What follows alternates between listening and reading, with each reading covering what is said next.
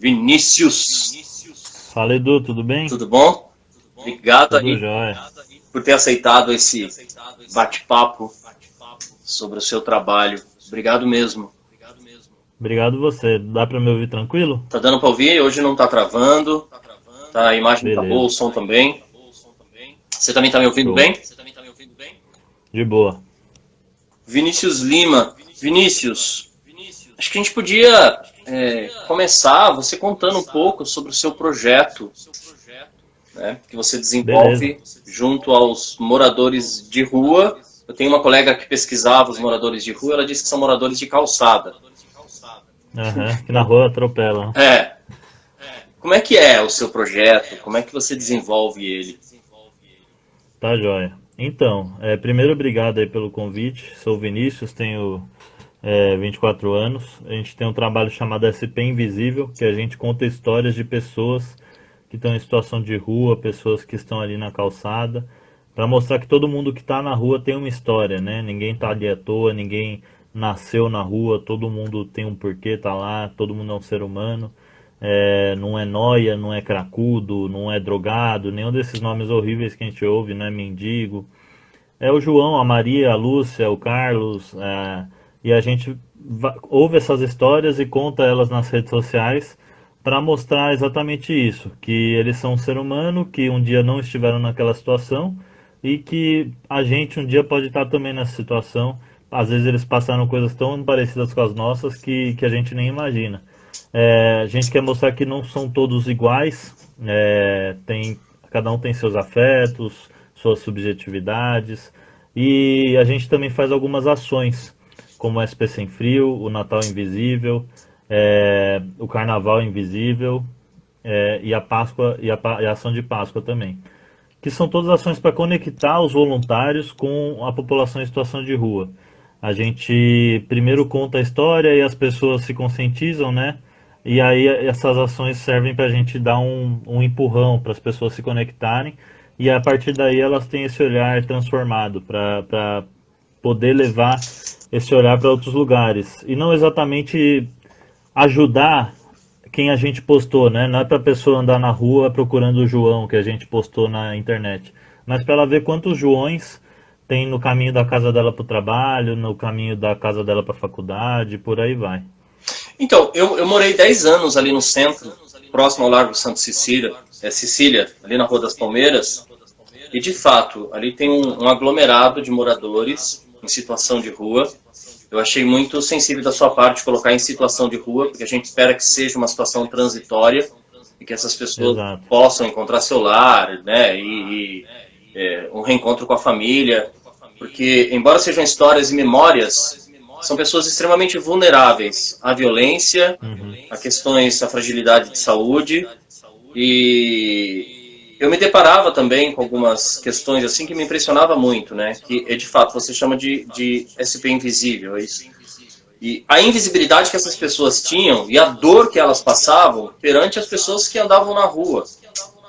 E uma cena me chamou muita atenção, Vini, que foi um dia que havia um casal de morador de rua fazendo sexo bem ali na praça. E não por fazer sexo, mas assim, era como se eles não estivessem fazendo.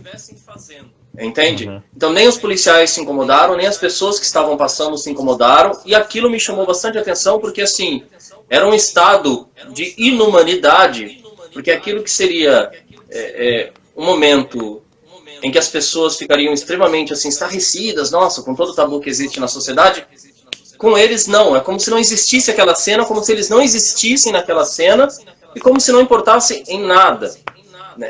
O que me preocupou é o que estava por detrás dessa não importância que foi dada àquela cena, porque era um estado de inumanidade que operava, né, naquele momento, entende?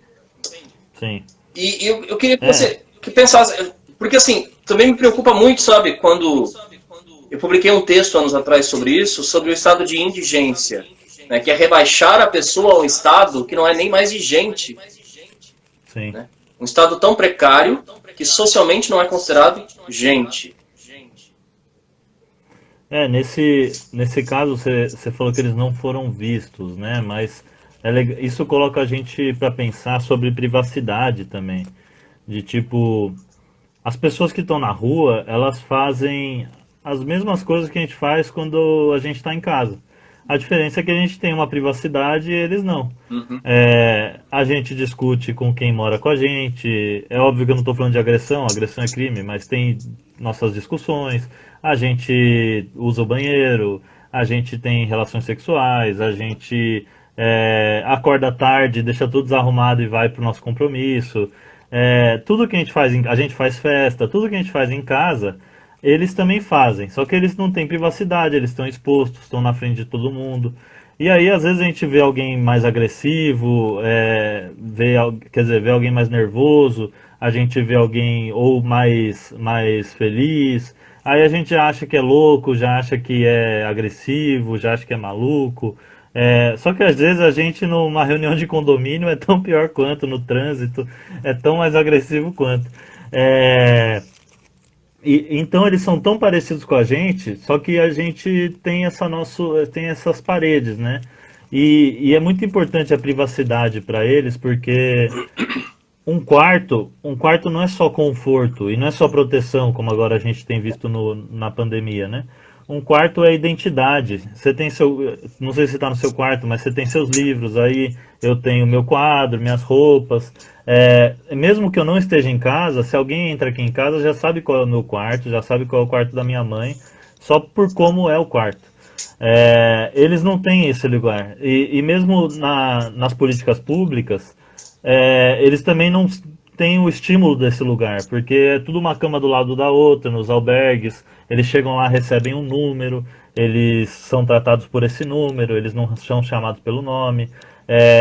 Os albergues separam marido de mulher. Quando é um casal do mesmo gênero, eles mantêm, porque pode ficar no mesmo albergue, mas separa mãe de filho, pai de filha, separa cachorro do dono. Isso tudo faz parte da identidade da pessoa.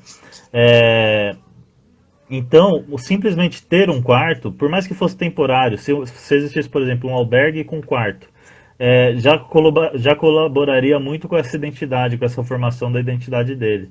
Porque essa privacidade faz realmente falta. E aos poucos isso vai invisibilizando mesmo, como você mesmo disse. Você falou uma coisa muito, muito tocante, né? Para quem está acompanhando o nosso diálogo. Porque existe uma crítica por parte de muitas pessoas da sociedade em relação aos moradores de rua que não querem ir para albergues. Mas as pessoas desconhecem o que leva a pessoa a não querer ir para um albergue. E eu acho que isso que você está colocando é muito significativo, porque assim, se eu moro na rua com a minha esposa, com o meu marido, se eu moro na rua, se eu tenho o meu cachorro, eu não quero me separar porque isso faz parte de mim. Exato. E agora falaram, tipo, tem canil. Só que o cara que tem cachorro, ele não quer dormir com um cachorro longe num canil. Ele quer dormir com o cachorro do lado dele.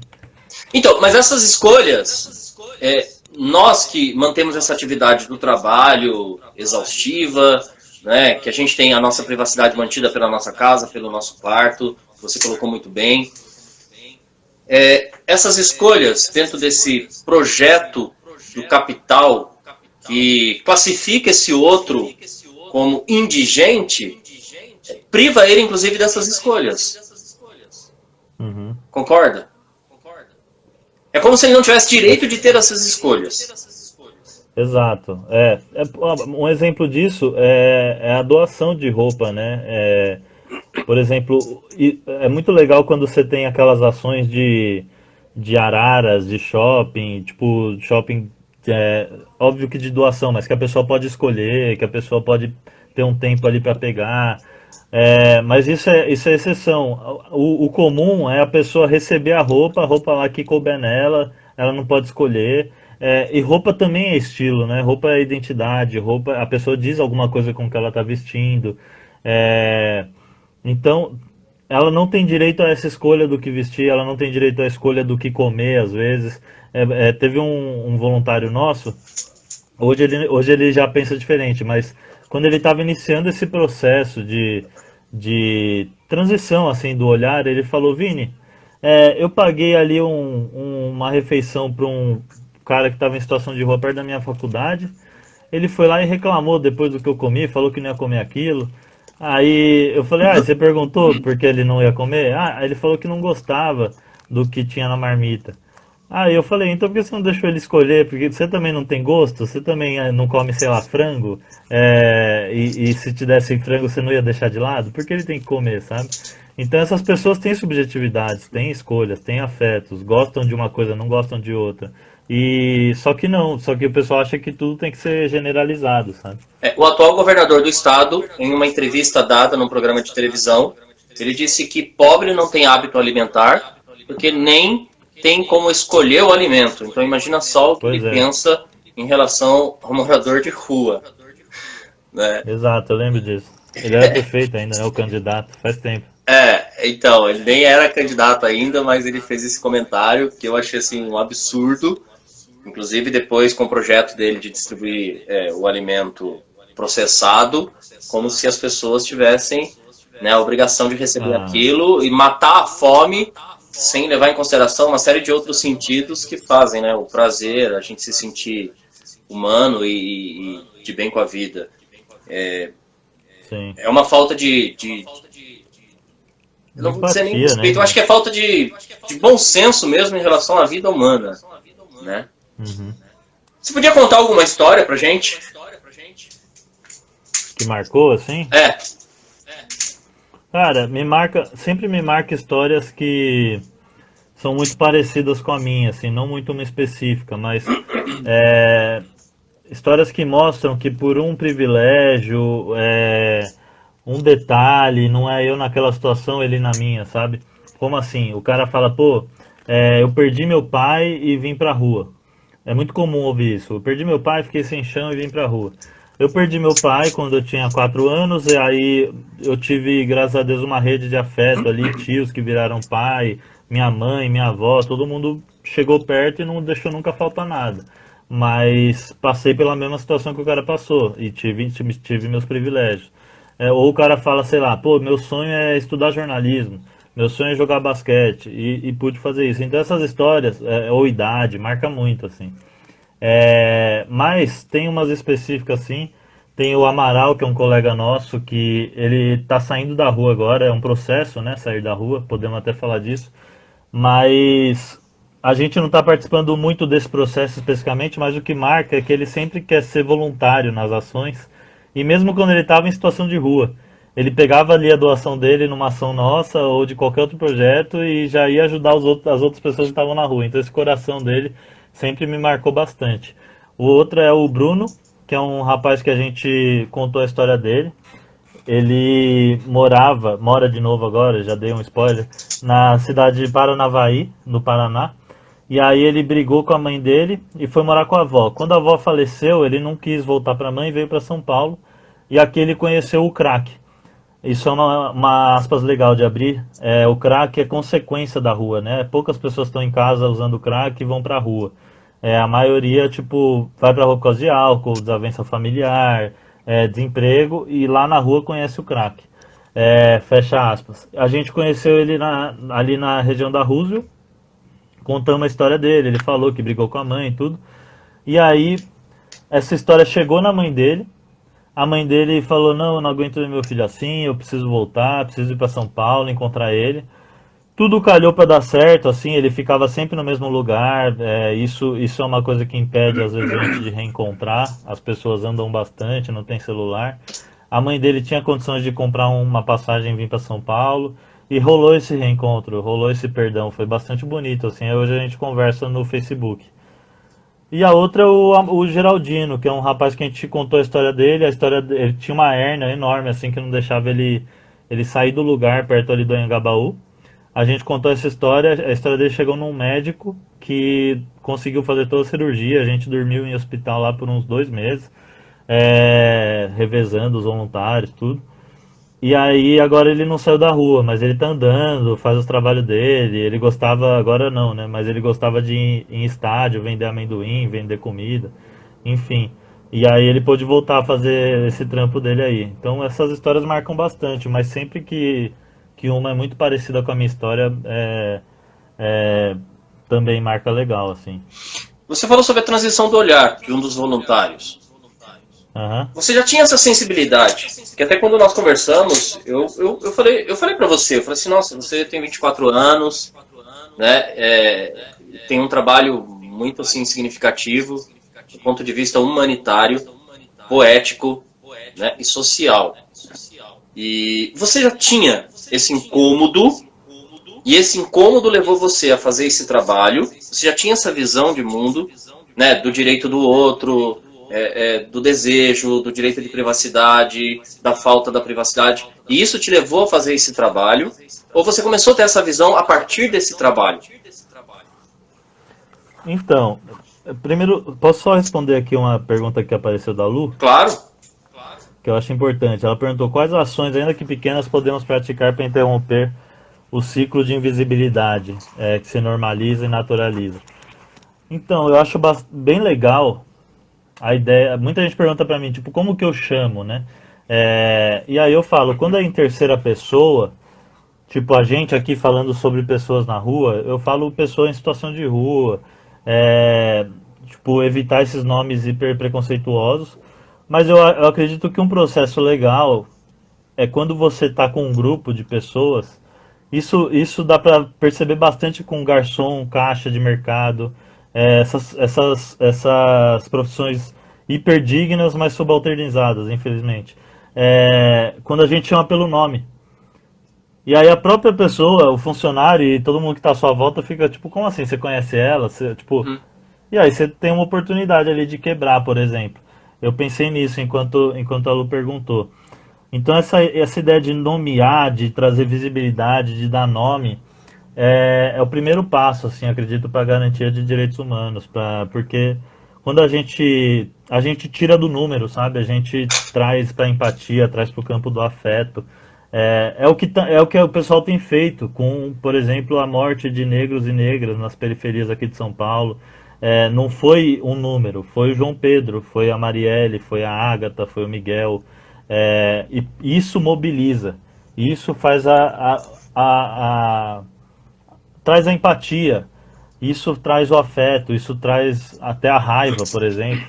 É, enquanto era só número, ninguém sentia, ninguém tinha proximidade com números. Então acho que nomear as coisas, nomear pessoas é um passo importante Ô assim. Vini, E aí a gente tem que ter um trabalho de nomear enquanto vivas, né? Essa é a nossa luta, esse é o nosso desafio. eu concordo muito com você, mas aí a gente encontra um problema, né? Porque assim, os albergues numeram as pessoas. Pois Então, é, existe uma deficiência muito grande por parte das políticas públicas de entender esse aspecto, essa significação, essa importância, para receber essas pessoas como pessoas humanas.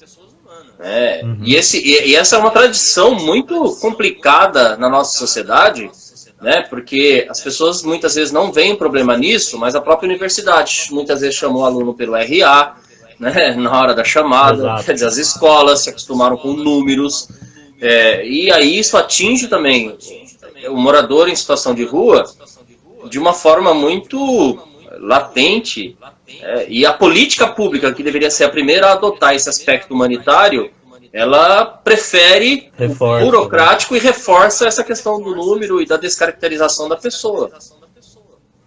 Exato, a política pública, a mídia, ao preferir filmar é, de helicóptero a Cracolândia ali por cima, com uma narração hiper criminalizante ali da população em situação de rua, ao invés de descer, olhar no olho, perguntar quem que é aquela pessoa, qual é o nome dela. Uma técnica que a gente gosta bastante de usar, Edu, é de particularizar. Como assim? A gente, uma vez, um exemplo, a gente foi na Cracolândia ouvir histórias e aí a gente conversou com um rapaz angolano que ele foi boxeador. Uhum. O áudio dele, eu sei disso porque eu que gravo, o áudio dele deu 1 hora de papo, assim, a gente conversou pra caramba. A primeira meia hora era ele falando sobre vício, pedra, crack, a Cracolândia, os serviços. Só que isso tudo, na hora de montar o textinho, nosso texto é bem pequenininho, eu simplesmente ignorei. E por que eu fiz isso?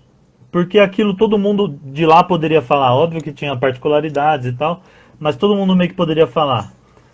O que só ele poderia falar, sabe? Ninguém dali poderia. Esse episódio do boxe, essa parte da vida dele que ele viveu do boxe. Então a gente focou a história nisso, ele fazendo uma posezinha assim de boxe, porque o crack não define aquela pessoa. O fato dele ter o vício do crack, aquilo não define. A situação de rua não define aquela pessoa. É isso que a gente quer mostrar e é isso que a gente é isso que a gente luta, essa estigmatização que rola pela mídia, pelas políticas públicas, até pela academia, por exemplo. Eu sou do jornalismo, e a gente costuma dizer que é o Vini conversando com o João, é o André conversando com o Lucas, qualquer voluntário da SP Invisível conversando com alguém que só aquela pessoa pode contar aquela história. Não é os jornalistas do SP Invisível procurando uma pauta, como diz no jornalismo. E essa pauta pode ser qualquer. O editor costuma falar, né? Me volta com 3 histórias aí de pessoas na rua. Ou não é, sei lá, o pesquisador procurando um objeto de pesquisa, uma amostragem. Então, esse lance de procurar coisas que só aquela pessoa pode me dizer é o que a gente sempre tenta fazer. E nessa invisibilização tem um lance muito forte da questão racial, né, do racismo, é legal falar isso. As poucas vezes que pessoas na rua aparecem na mídia, sem ser dessa maneira criminalizada ou generalizada por cima, são pessoas como mendigo hipster, e aí você vai ver um modelo todo bonitão, loiro, de olho azul. Você vai ver a Loemi, não sei se você lembra disso, foi uma menina que o Rodrigo Faro foi na Cracolândia tirar ela lá da Cracolândia. E o que é notícia, né? Pensando aqui no jornalismo. Notícia é tudo aquilo que não é comum. Um avião sai de um lugar, chega no outro, isso não é notícia. Um avião sai de um lugar, cai, isso é notícia. A não ser que esse avião tenha cocaína e seja um avião do presidente. Deve ser notícia mesmo se ele chegar do outro lugar. Então, o que a mídia quer dizer ao dar tanta potência para uma história de uma modelo branca, loira, de olhos azuis? Ali não é o seu lugar, não é comum que essa pessoa esteja ali. Você não merece estar ali. Qualquer outra dessas pessoas aqui, qualquer corpo preto aqui que está na rua, na Cracolândia, tudo bem. Mas aqui a gente tem que contar essa história. Quem quer essa história? Então, por trás dessa invisibilização, tem uma questão do racismo muito presente. Eu queria que você falasse um pouquinho do seu olhar, né? Você tinha esse olhar, você já tinha essa sensibilidade, eu acredito que sim, porque é um trabalho, né? Mas assim, eu queria que você contasse um pouco, se isso foi sendo aprimorado na medida que você foi tendo contato com as pessoas, com o João, com a Maria, com o Dárcio, com a Rebeca, né? Ou você já tinha essa visão te levou a fazer esse trabalho? Como é que foi isso? Então, eu sempre, na pauta, eu estou bastante tempo trabalhando tanto na Novos Sonhos quanto na Missão Sena desde adolescente. São ONGs que a nossa igreja ajuda. Até tem bastante gente da IBAB aqui assistindo. E aí, só que ali eu tinha um olhar muito da solidariedade, esse olhar de tipo do vertical, sabe? Eu aqui ajudando pobres pessoas coitadas. E não esse olhar horizontal ainda. E aí eu ainda achava também que eu ajudava blocos, os moradores de rua. Eu aqui, e não tinha esse olhar particularizado. E com 18 anos veio essa transição de indivíduos, de histórias, por causa de um evento que a gente fez lá na IBAB, na igreja, que a ideia era tirar foto de tudo que era invisível na cidade. O Joab, na época pastor de adolescentes, ele estava muito incomodado com as redes sociais dos adolescentes, achava que era muito fúteis, tinha muito gatinho, cachorrinho, viagem, selfie, restaurante, e ele falou, vocês não vivem isso todo dia, vamos tirar foto de tudo que é invisível, e fazer uma exposição aqui na igreja, para incomodar a igreja e tal. E acabou que rolou, a gente saiu pela rua e os adolescentes tiraram foto de tudo muito subjetivo, assim. Lixo no chão, buraco no chão, favela, uso de droga, prostituição, metrô lotado, ônibus lotado, tudo que eles viam diariamente, mas não retratavam. E tinha muita foto de gente dormindo na rua, só que fotos à distância, o corpo dele ali deitado, e a gente tirava uma foto. Hoje a gente sabe que isso é hiper indelicado, assim. E aí chamamos de SP Invisível, rolou essa exposição, beleza. Uns 3 meses depois, eu e o André, a gente tinha participado disso, a gente falou, pô, lembra aquele passeio que a gente fez com o Joab, chamado SP Invisível? Então, invisível não é o corpo daquela pessoa, né? A gente vê esse corpo, até tem reações horríveis, fecha vidro, esconde bolsa, atravessa a rua. Invisível é a história dela, né? Vamos contar essas histórias, vamos ver quem são essas pessoas. Então foi depois desse evento na igreja que a gente começou o projeto. Tá. E tinha o apoio do pastor. Foi ele que, em primeiro momento, deu uma orientação para que as pessoas se despertassem. Na verdade, ele fez uma provocação. Ele queria despertar o olhar das pessoas. Ele provocou esse evento. Entende? Ele provocou o evento e a exposição. A gente tirou, só pegou o nome e levou adiante. O evento e a exposição eram outras coisas. Tá. Tipo, não tinha nada a ver com um projeto de contar histórias. Tá. Quando você conta uma história, você transforma aquela vida, aquela história de vida, a memória, né, do morador em situação de rua, existe uma poética nessa transformação. Você está pegando uma história concreta, uma realidade, algo que a pessoa vive no cotidiano dela, e é uma transformação para um material de literatura. Existe uma poética, tem toda uma sensibilidade para fazer isso.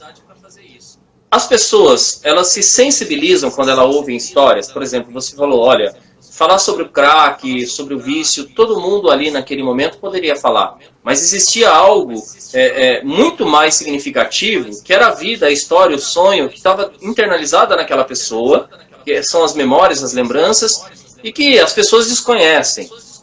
Né? Primeiro, eu tenho que te parabenizar, porque para ter essa sensibilidade, o seu grau de sensibilidade em relação à dor do outro, à história, à memória, é muito grande. Isso é algo que eu já havia percebido quando nós conversamos. Mas as pessoas, muitas vezes, elas não imaginam que existem essas histórias. A literatura, esse texto que é construído, não sei se você chama isso de literatura, né? Desperta o olhar das pessoas. Então, eu não chamo de literatura, até pela minha escola, assim, eu chamo de jornalismo. Esse trabalho de ir pra rua, ouvir uma história, contar a história. A gente brinca no formato, né? Mas talvez eu acredito que seja muito mais próximo de um jornalismo. Inclusive, desculpa interromper, deixa eu mandar um beijo pra tia Neidinha que tá aqui. A tia Neidinha é minha tia. E eu acredito que sensibiliza, mas a gente também faz um esforço de não só a pessoa ter contato pela tela, né? Agora com a pandemia não dá. Mas nas nossas ações, a gente faz da pessoa sentar no chão e ouvir uma história mesmo. Ter essa experiência que pra gente é muito comum. Como assim? Por exemplo, o SP Sem Frio. A gente chega com um caminhão ali na Praça da Sé, com os nossos kits. E assim que a gente chega, já monta uma fila de gente querendo receber a doação. É muito comum isso. Aí a gente fala para os voluntários que estão chegando, ó, pessoal, a gente vai cuidar aqui da fila, quem está há mais tempo na SP Invisível, quem é voluntário há mais tempo, podem ir, acha alguém na praça, senta, entrega o kit e pode ficar horas conversando, não é sobre quantidade. Pode ficar 1 hora, 2 horas conversando só com uma história, é só entregar esse kit que a gente quer que você ouça histórias. A quantidade a gente vai conseguir entregar todos, isso aí não precisa ficar preocupado. Então a gente sempre procura fazer essa conexão. O Natal Invisível, por exemplo, não é marmita. E não desmerecendo quem entrega marmita, isso também é essencial. Mas é uma mesa que a gente faz lá na Cracolândia, e aí a pessoa senta com a pessoa que está em situação de rua, o nosso voluntário senta junto na mesma mesa, troca ideia, conversa, ri, tem uma festa ali. Então todas essas conexões a gente procura estimular, não só no virtual como no presencial. Ô Vini, como é a fé das pessoas que vivem em situação de rua? Existem espaços que acolhem essas pessoas para elas poderem manifestar a sua fé? Ou isso também eles são discriminados nesse sentido? Você conhece? Cara, tem bastante, todas as instituições, todas as confissões religiosas estão na rua de alguma forma. A maioria que está espírita e evangélico, e aí cada um tem a sua abordagem. e dentro de, por exemplo, eu posso falar com mais propriedade dos evangélicos. Dentro dos evangélicos tem várias nuances, assim, sabe? Tem o pessoal, por exemplo, do que eu falei da Novos Sonhos da Missão Sena, que é um atendimento super legal, humanizado, abraça, ri, conta piada, chora, enfim. Tenta saber ao máximo a história de cada um ali, ver como pode ajudar aquela pessoa, sabendo que a ajuda de outra pessoa é outra coisa. Como tem também aquelas igrejas que só querem cumprir metas, sabe? Tipo, e tratam pessoas como almas a serem ganhas. Esse termo é horrível, mas quem é do missionário aí sabe que existe bastante isso. E aí manda um feedback para a igreja, ó, hoje conseguimos tantas almas. Mal sabe ele que às vezes a pessoa que está na rua fez uma oração ali, se converteu só para ganhar o cachorro quente, só para ganhar alimentação, só para comer. É muito comum isso. Mas existem de tudo. A galera das religiões de matriz africana estão na rua também. Mas os espíritas fazem um trabalho bem legal e os evangélicos também, dadas as devidas particularidades. Eu não sei se você tem essa informação, né? É uma curiosidade muito pessoal. Porque assim, uma coisa também é eu congregar numa igreja ou frequentar um terreiro e ir até ele, entregar uma marmita, fazer uma oração. Outra coisa é eu acolher essa pessoa para dentro da minha congregação, para dentro do meu terreiro, né? Com toda a história de vida que ela tem, com as dificuldades. Você conhece alguma ação? Porque eu conheço o padre Júlio Lancelotti. Eu acho muito interessante o trabalho que ele faz. Ele enfrenta. Inclusive uma frase dele que me chamou bastante atenção foi sobre essa questão do isolamento social. Né? Fique em casa. Cadê a casa para essas pessoas? Fica onde? Né? Tem o Padre Júlio. O Padre Júlio foi até da minha banca de TCC. Se a Neide estava lá, ela pode falar. O Padre Júlio foi da minha banca, fiquei emocionado esse dia aí. O Padre Júlio é referência da nossa luta aí, da nossa Eu converso com ele dia 7 de julho, às 15 horas. Que legal. Com o Padre Júlio. Padre Júlio Lancelotti. E ele tem esse trabalho de acolhimento bem forte e não parou na pandemia, isso é importante falar. A Metodista da Luz, da pastora Eliade, ela tem um trabalho de acolhimento das pessoas em situação de rua, também bem legal dentro da igreja, de tipo, quer vir ver o culto, vem, se você quiser tomar um banho, toma, comer, vem também, roupa, enfim. Esses estão mais próximos do meu ciclo, mas eu acredito que existem sim pessoas que usam do seu prédio, da sua estrutura, do seu templo para poder servir também. Porque você ter um prédio hoje em São Paulo é um baita privilégio, né? Então a gente, se puder usar isso para o bem, para as pessoas em situação de rua, é ótimo. Eu morei ali na Santa Cecília durante 10 anos, eu comentei contigo. E na rua paralela que eu morava, havia a casa dos franciscanos descalços, e eu tinha muito contato com eles, e era bastante interessante, porque os franciscanos descalços, para quem não conhece o trabalho, eles nunca fecham a casa. Eles andam descalços, eles recebem quem chegar, e a casa é aberta 24 horas. Eles não dormem em cama, embora eles tenham cama para receber quem chega. Se você vai visitá-los, por exemplo, eles comem por último. Primeiro eles servem todas as pessoas que estão presentes e aquilo que sobra eles comem. E eles fazem um trabalho, né? Eles fazem barba de moradores em situação de rua, eles cortavam o cabelo, eles convidavam para tomar banho na casa, e houve todo um movimento ali no bairro para que eles saíssem do bairro. Porque principalmente em noites de frio tinha um acúmulo das pessoas, né? Em torno ali da casa dos franciscanos descalços. E o que me chamou mais atenção foi algumas pessoas da própria Igreja Católica fazerem parte desse movimento, inclusive alguns padres, acreditando que eles de fato atrapalhavam o fluxo do bairro, e entre tantas outras coisas, né? Aquilo me entristeceu muito naquele momento, porque eram pessoas que eu tinha contato. Eu tenho um carinho muito grande pela história de Francisco de Assis, então eu gosto muito do trabalho dos franciscanos. Por isso que eu te perguntei também, para expandir o conhecimento em relação aos trabalhos que vêm sendo feitos. Existe isso.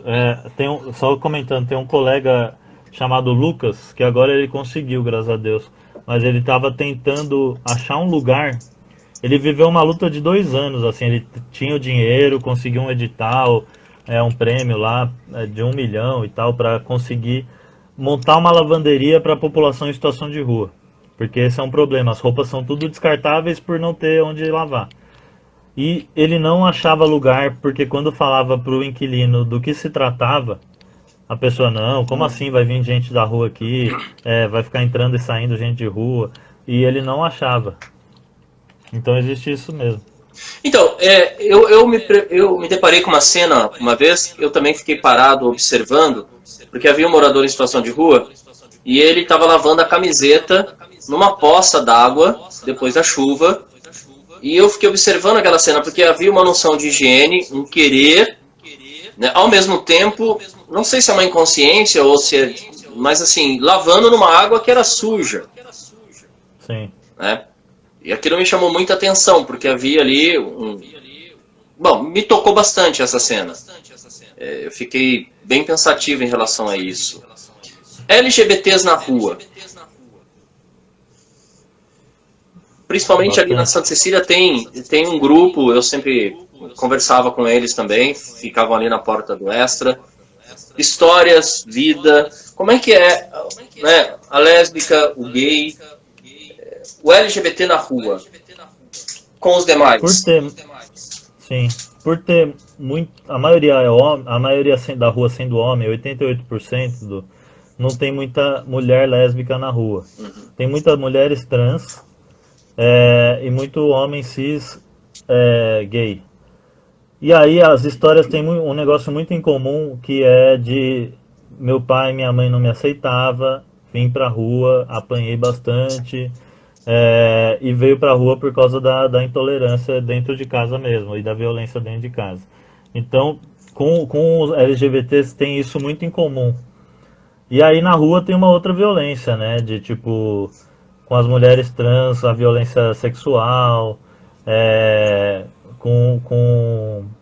com gays tem essa violência entre os homens, deles apanharem e tal, dos caras até que não estão na rua baterem neles.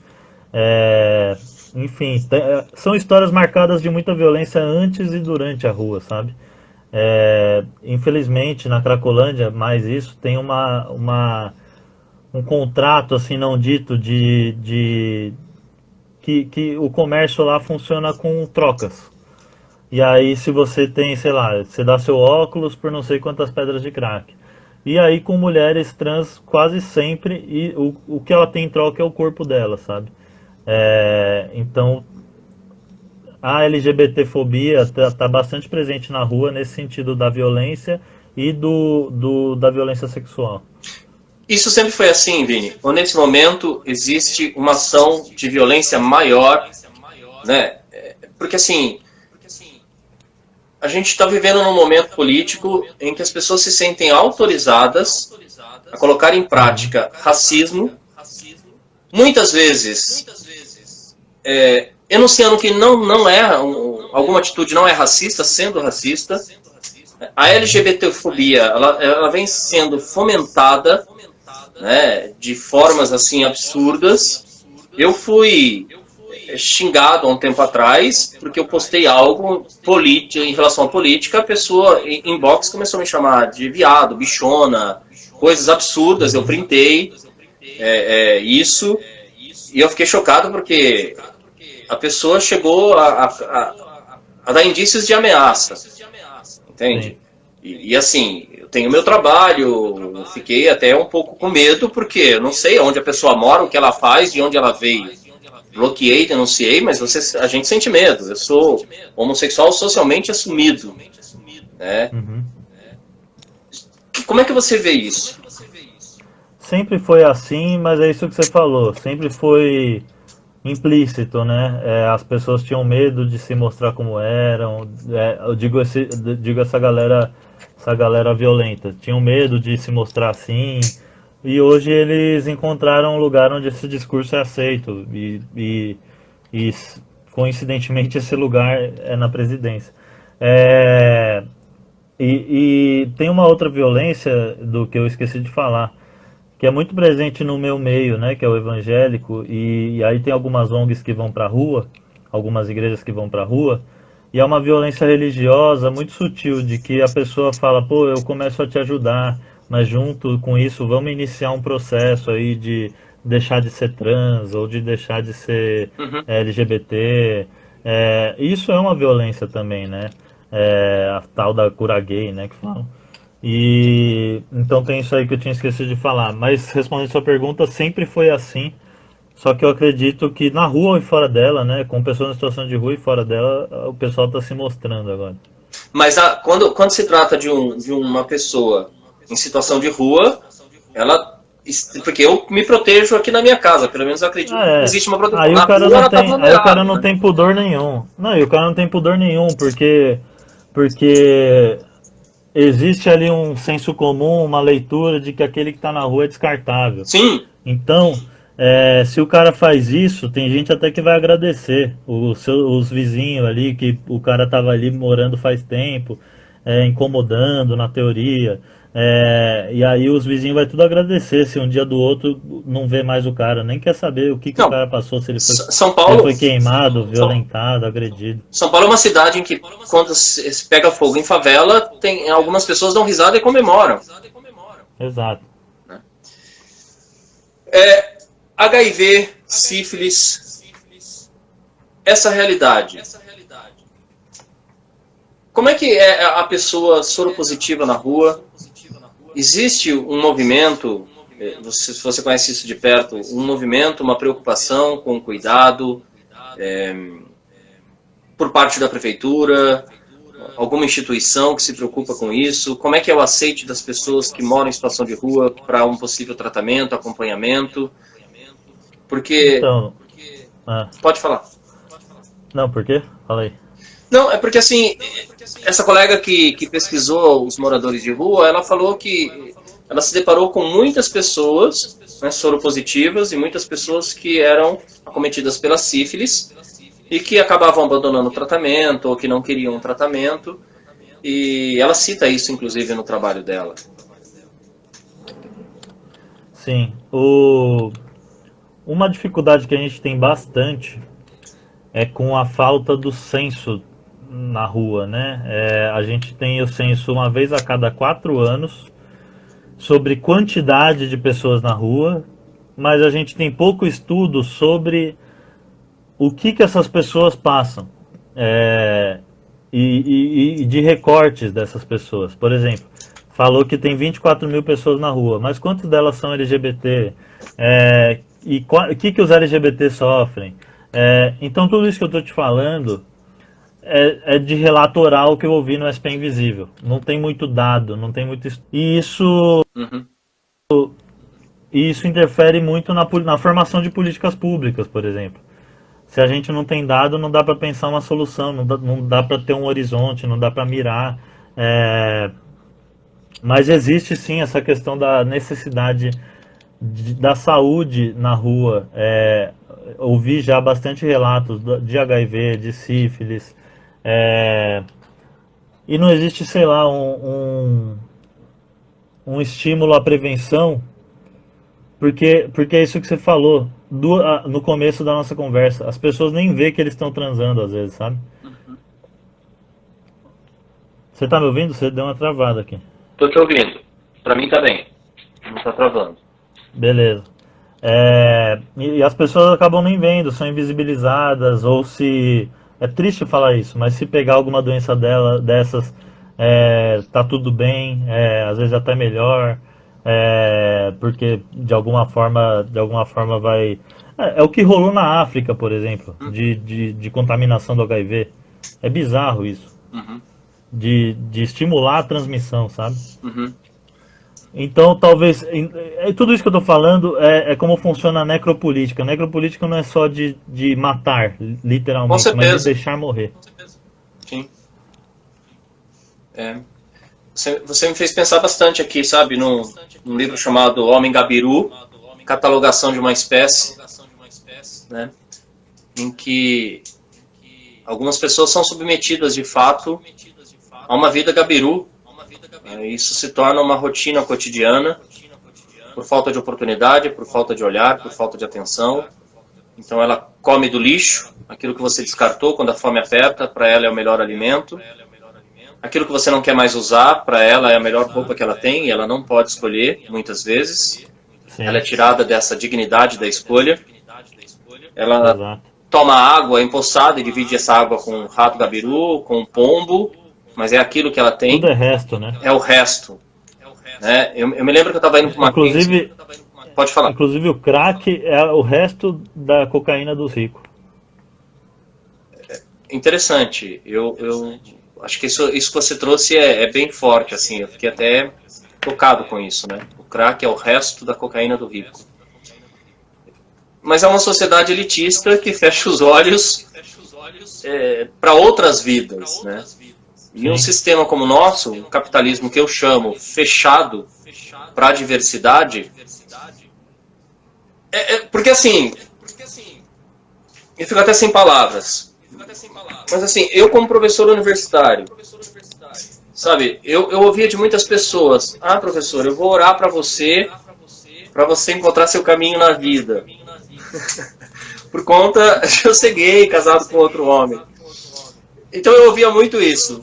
Ah, professor, vai lá para minha igreja. Ah, professor, né? Eu fico pensando como esse preconceito, isso se multiplica quando você não tem um status social dentro desse sistema capitalista, né? E você está ali vulnerável. Ao mesmo tempo você faz parte desse sistema, porque se tem uma coisa que me chama muita atenção é quando eu ouço as pessoas falando assim: ah, filho, você tem que estudar para não ser como aquele ali. Então existe em nível cultural, né, estrutural, uma desconstrução da pessoa humana que está ali em detrimento daquilo que você pode vir a ser por aquilo que você conquista materialmente, né, pelo seu diploma, pelo seu estudo e tal. Quer dizer, o ser humano já é alguma coisa. Ele já é alguma coisa. Exato. Mas os moradores de rua, eles são vulneráveis, inclusive, a esse olhar, e sempre colocados como o exemplo daquilo que você nunca pode querer vir a ser, desconstruindo a condição humana. A gente está chegando no nosso tempo final já. É isso, ele já é um ser humano, ele já tem uma história, ele já tem um nome, já tem um rosto. A gente que não quer ver, né? A gente que não quer ouvir essa voz, a gente que não quer... A gente que fecha nossos olhos, a gente fala SP invisível não porque o cara é invisível, mas porque a gente é cego, né? Sim. E a gente escolhe não ver. Ô Vini, eu não sou jornalista, não tenho a pretensão, sabe, de fazer um diálogo técnico, nunca foi essa a minha intenção. A princípio eu tinha uma ideia do que era bater esse papo, mas assim, para mim, cada bate-papo está sendo um livro aberto, porque eu estou aprendendo muito com as pessoas com quem eu dialogo. Né? Legal. Em alguns momentos eu tenho me emocionado bastante, porque assim, é um conhecimento que entra e não sai. Porque são histórias, são experiências, são visões de mundo que têm me enriquecido muito como ser humano. E o bate-papo com você foi uma dessas riquezas que eu só tenho a agradecer. Obrigado. E para mim é um imenso prazer ter te conhecido e ter tido esse encontro. E espero depois a gente poder, inclusive, estreitar o laço aí. Eu quero conhecer o projeto de perto e estar junto, se for possível. Bora. Suas considerações finais, a gente chegou aí no nosso tempo, senão o Instagram derruba a gente, o sistema não pode derrubar a gente. Boa. Edu, brigadão aí, foi muito legal mesmo o papo, também muito importante aí pra mim. E pode contar comigo, pode contar com o SP, tamo junto e vamos sim construir coisas aí. E galera que veio pelo meu, sigam o Edu que ele tá fazendo cada live legal aí que eu vou te falar. Todo dia, tem todo dia, Edu? Todo dia. Boa, sigam ele aí. Todo dia. Vini, obrigado. Sinta-se abraçado. Valeu. E espero aí a gente ter um encontro presencial para poder se abraçar de verdade, tá bom? Abraço. Tamo junto. Um obrigado, abraço. cara. Tchau, tchau. Valeu.